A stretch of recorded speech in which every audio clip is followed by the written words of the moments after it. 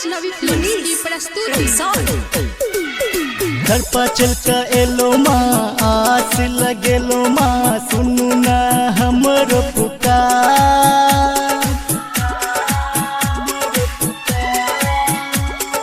नहीं मांगी सोना माँ, नहीं मांगी चानी माँ, दर्शन दिया हमरो एक बार।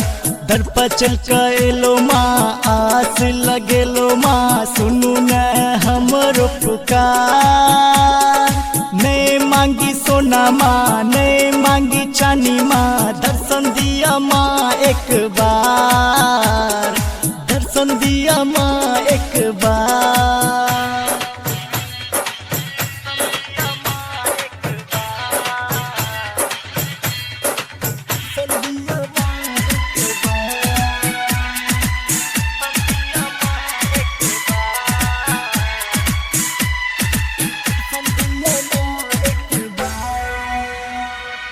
मैया बिछबर में मारा है तो हर बसेरा गे, आना माँ दौड़ल तो हर बेटा कर छोनी हो रागे।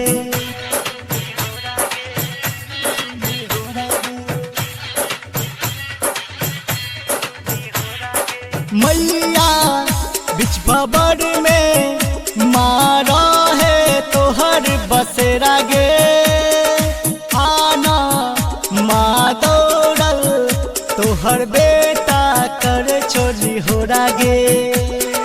हम छी अज्ञानी माँ, किछ नहीं जानी माँ, करे छी अहीं के पुकार।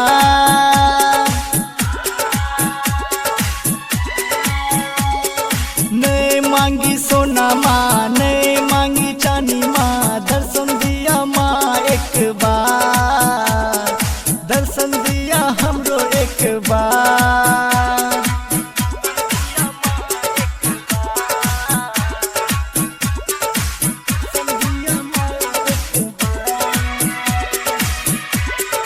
माँ वैष्णवी फिल्म्स की प्रस्तुति। नैया बिन खेबैया माँ पार कहिया लगेबे गे, बेटा व्याकुल छो माँ आस कहिया पूरेबे गे।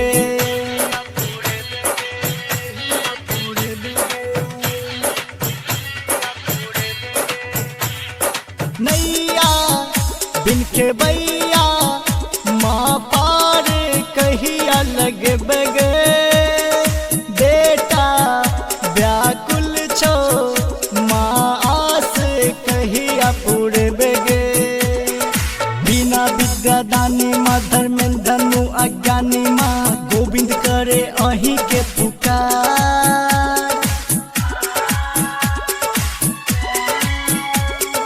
हंस पे सवार होके बेटा के पुकार सुन के, आजा माई लागल दरबार, आजा माई सुन के पुकार।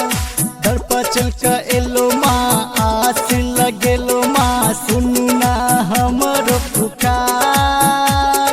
नहीं मांगी सोना माँ, नहीं मांगी चानी माँ, दर्शन दिया माँ एक बार।